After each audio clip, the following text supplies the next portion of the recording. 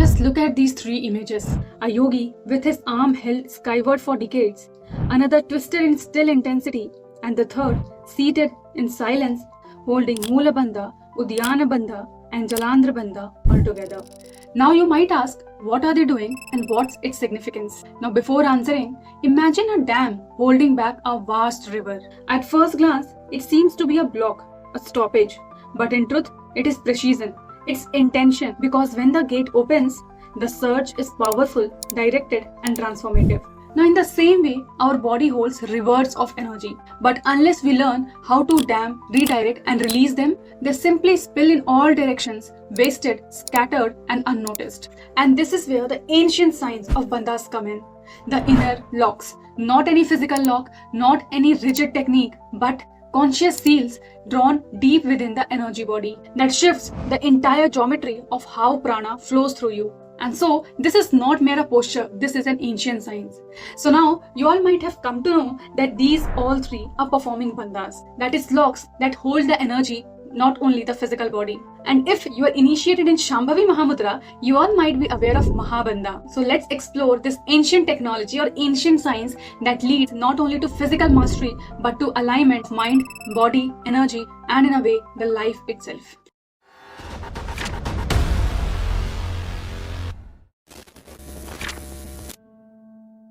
Now, if you truly want to perform at your peak, not just physically, but energetically, it is very important for you to understand bandhas. Now, these are yogic locks that are used to gain control over your pranic system. They are about locking your energy the way you want it, preserving it, and transforming it. Now, these bandhas purifies the nadi, stimulate the chakras or the energy centers, and enhance the brain center. When released, they allow fresh blood and prana to flush through, washing away old, dead cells, rejuvenating the organs, and energizing your entire system. And if you have ever experienced the deep, floaty stillness after the powerful Shambhavi practice, it was bandhas at work. Now let's understand this more clearly. Now we know that we don't have just one body, we have five. The physical body or the Annamaya Kosha, the mental body or the Manomaya Kosha, the energy body or the Pranamaya Kosha, the Vijnanamaya Kosha or the knowledge body, and last one is the bliss body or the Anandamaya Kosha. Now for today's video, we will be talking about the first three bodies itself, that is the physical body, mental body and the energy body. So we are eliminating the knowledge body and the bliss body. Now coming to the three bodies, one goal of yoga is to gain control over your energy body or the Pranamaya Kosha and mental body or Manomaya Kosha, same as you have over your physical body or the Annamaya Kosha. Why? Because when these three bodies aren't in alignment, simple actions seem very effortful, exhausting and very heavy. You sleep for 8 hours and still feel tired. But when these three bodies are properly aligned, you need less food, less sleep and less effort to do more work. And you become super efficient and different kind of ease enters your life. Now, one question arises that how to know whether all these three bodies are properly aligned or not. Now, one way to measure this is measuring your sleep quota. How much sleep you need is determined by this alignment. If you need 8 hours of sleep, unless and until you have done an extraordinary amount of physical activity, this means that all these three bodies, the physical body, mental body and energy body, are not in proper alignment and there is a friction between the bodies, and this much amount of sleep is required just to heal that friction within. And if all these three bodies are properly aligned, even if you have done a very high amount of physical activity, the amount of sleep you will require is just 5 hours. And if your physical activity is less, the sleep also reduces. That means you require less than 5 hours. And that is why once you are able to use your energy body the way you use your physical body, there is no limit. There is a limit to the physical, but there is no limit to the terms of experience and exploration. And that is what a yogi is trying to achieve through bandhas. That means bandhas are a tool to align the unseen parts of you. Now think of yogis who have just held their arm for decades. You will see that after some time their hands wither away because the heart no longer pumps the blood up to the arm anymore. And so slowly the entire arm will become like a dry stick. But still he won't put down his hand. But why are they doing such a tough job?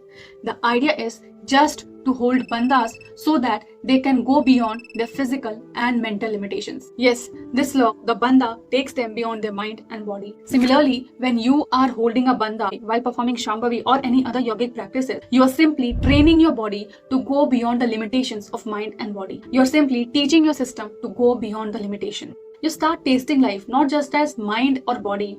You start tasting it as energy. And when you exist as energy, not different from the universe, something really incredible opens up.